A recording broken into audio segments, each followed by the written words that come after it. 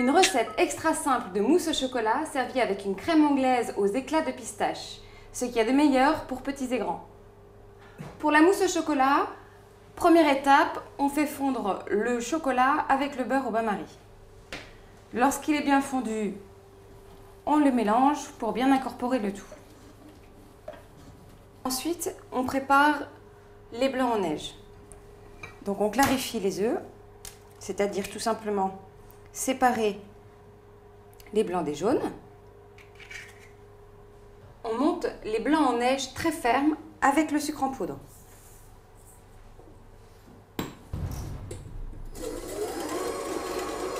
On va maintenant ajouter les jaunes d'œufs dans la préparation au chocolat,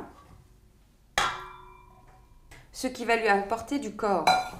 Pour assouplir légèrement la préparation, incorporez une cuillère de blanc en neige et mélangez vigoureusement.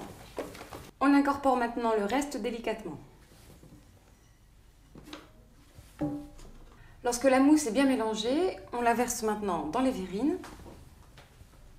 Réservez la mousse au frais au moins 1 heure. Pour la crème anglaise à la pistache, on commence par diluer la crème de pistache dans le lait et on fait bouillir le tout. Pendant ce temps-là, on sépare les blancs des jaunes. Seuls les jaunes seront utilisés pour la crème anglaise.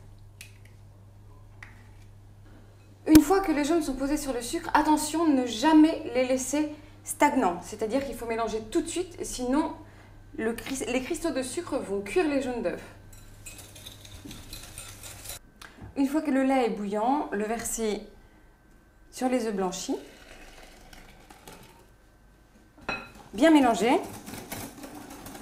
et remettre le tout à cuire à feu doux dans la casserole.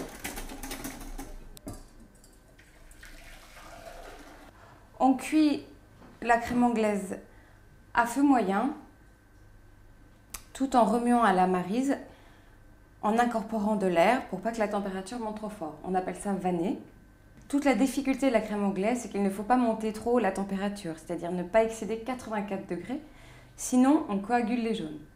Pour vérifier la cuisson de la crème anglaise, il suffit de plonger une cuillère dedans. Faites un trait sur le dos. Si le trait ne se résorbe pas, la cuisson est bonne. On verse alors la crème anglaise dans un récipient, puis on y ajoute la crème liquide froide pour stopper la cuisson. La crème anglaise est prête, vous pouvez la réfrigérer au moins 1 demi-heure. Lorsque le tout est bien froid, servez la crème anglaise à part et parsemez la mousse de pistache. Bonne gourmandise!